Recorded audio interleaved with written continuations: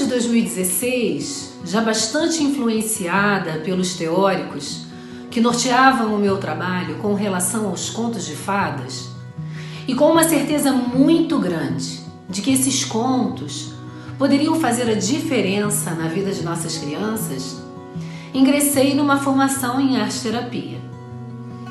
Eu já havia lido textos de especialistas do assunto, como por exemplo Bruno Bettelin, Jung, Marie-Louise Monfrance, Clarissa Pinkola-Estés.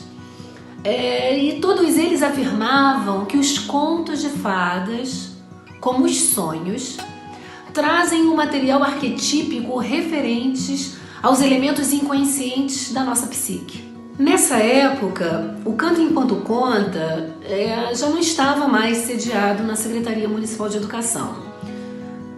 Esforços foram empenhados para que o projeto não perdesse recursos, nem recursos materiais e nem humanos. E em 2012 houve até uma conversa bastante produtiva, significativa, com relação a transformar o projeto em política pública, com direito a concurso para o cargo de dinamizador de leitura e contador de histórias do nosso município.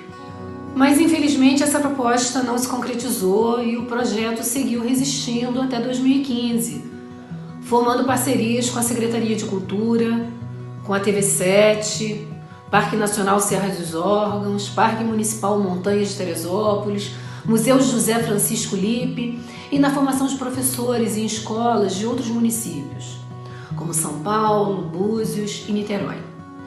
Além disso, partiu também para a apresentação de trabalhos, como na ABEM, que é a Associação Brasileira de Educação Musical.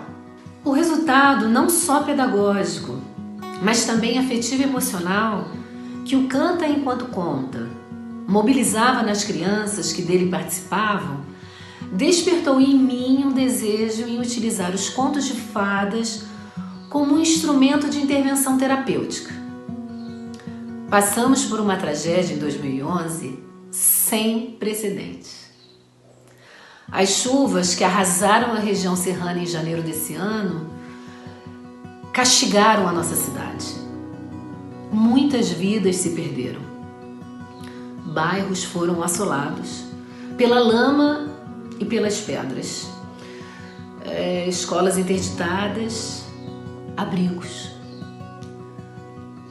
Ficamos conhecendo os abrigos, tivemos que nos acostumar a uma nova forma de viver, O Rio Grande do Sul hoje passa por isso.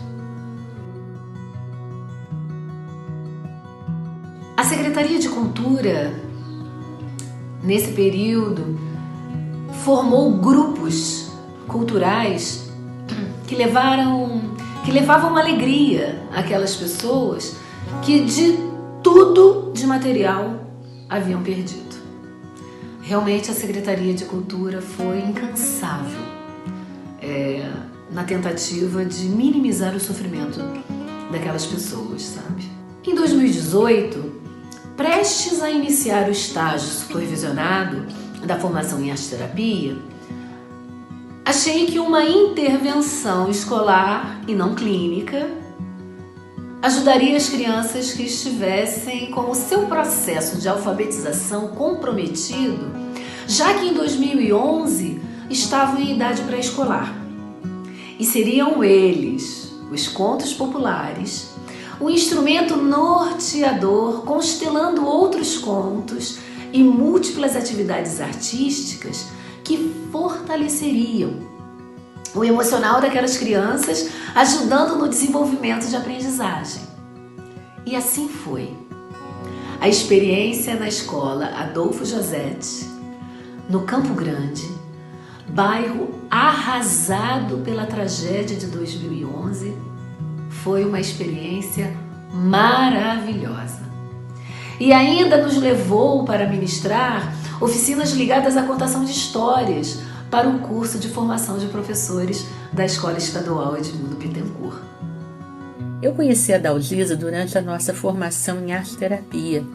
Tive a grata felicidade de ter a Dalgisa como minha companheira de estágio. Foi maravilhoso fazer estágio junto com ela, uma pessoa muito experiente, uma professora e uma contadora de histórias incrível, conhecedora dos contos de fadas e que trouxe um aprendizado para mim que ultrapassou a nossa formação, com certeza. Foi realmente uma experiência muito gratificante para mim.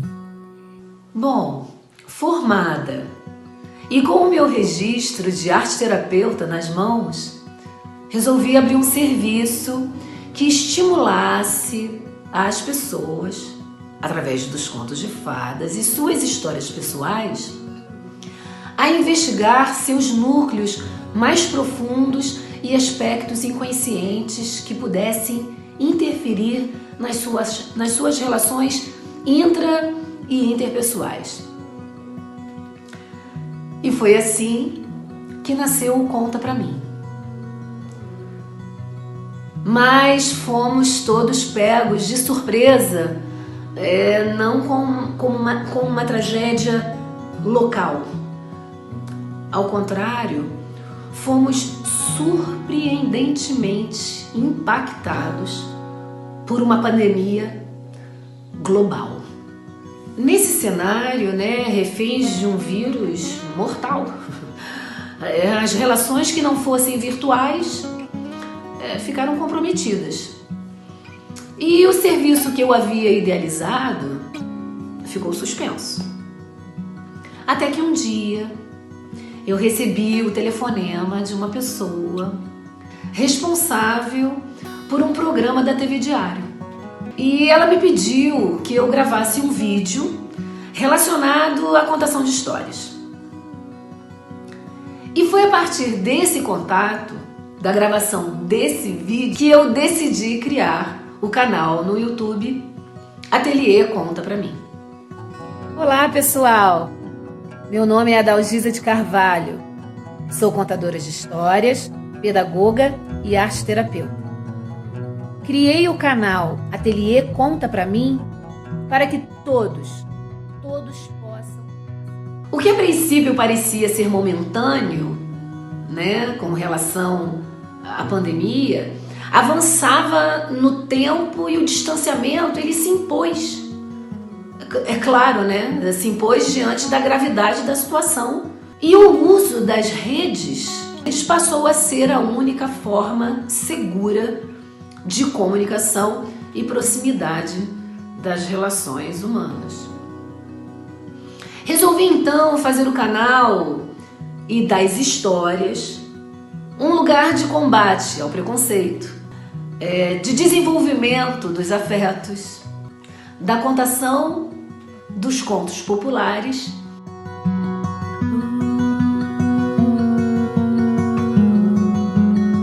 e um lugar das histórias de cunho pessoal. Depois dessa formação, alguns anos depois eu me mudei de Teresópolis e mantivemos a nossa amizade e veio a pandemia. Quando veio a pandemia, a Dalgisa entrou em contato comigo e me mostrou o projeto dela de contação de histórias no YouTube. Eu achei aquilo incrível, achei muito oportuno que ela tivesse essa ideia de lançar essa oportunidade de contar histórias para as crianças pela internet no momento de lockdown. E então eu pedi a ela se ela poderia contar uma história, contar uma história especial, um presente, para minha neta e para um sobrinho. Olá, Jotinha, tudo bem? Quem me pediu para vir até aqui contar uma história para você como presente de aniversário foi a vovucha Sandra. Ela pediu que eu viesse aqui através da internet te contar a história de um garotinho.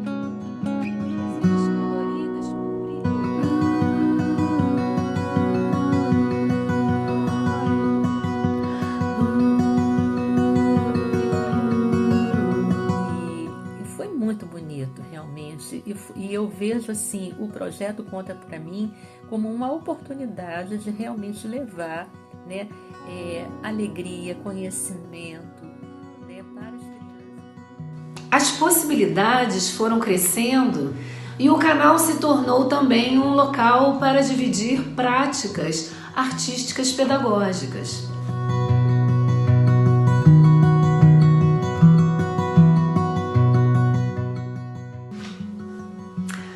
O Sakura, inclusive, numa ação da Secretaria de Cultura, na época da pandemia, uma colega de trabalho entrou em contato comigo para que eu pudesse falar um pouco de que maneira que as práticas da contação de histórias poderiam servir como ferramentas pedagógicas. Eu fiquei muito emocionada e muito honrada, né, com o convite feito pelo Sakura e disso ser uma iniciativa da Secretaria de Cultura, homenageando, né, os artistas locais, aqueles que promoviam práticas culturais em nossa cidade. Bom, depois vieram os editais, né? Continuávamos em pandemia, continuávamos isolados, né? Os artistas, na época da pandemia, essa classe de trabalhadores realmente ficou muito prejudicada, né? Porque os fazeres culturais até então, eles eram, vamos dizer assim, organizados e feitos em equipamentos culturais materiais, né? Reais. E essa iniciativa de editais culturais que pudessem trazer as práticas culturais para esse local, esse espaço virtual, realmente foi um divisor de águas, né, aí na vida dos artistas. Então nós tivemos o Cultura nas Redes 1, Cultura nas Redes 2, esses vídeos viraram produto para o canal, né, o Ateliê Conta Pra Mim, e assim, mesmo que de maneira simples, rudimentar, orgânica, essa é a palavra. Aprendi com um grande amigo meu, que tenho aqui no meu coração, de maneira orgânica, eu prossegui, né? Prosseguimos nós, contadores de histórias, resistindo na intenção de manter acesa essa chama que todos nós possuímos, todos nós, e que herdamos daqueles que em tempos remotos se reuniam ao redor da fogueira, fazendo bailar, né, através das labaredas do fogo, essas histórias que são nada mais, nada menos que produtos da nossa alma.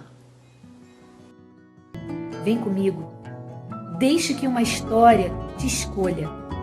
Ela sabe exatamente quem você é.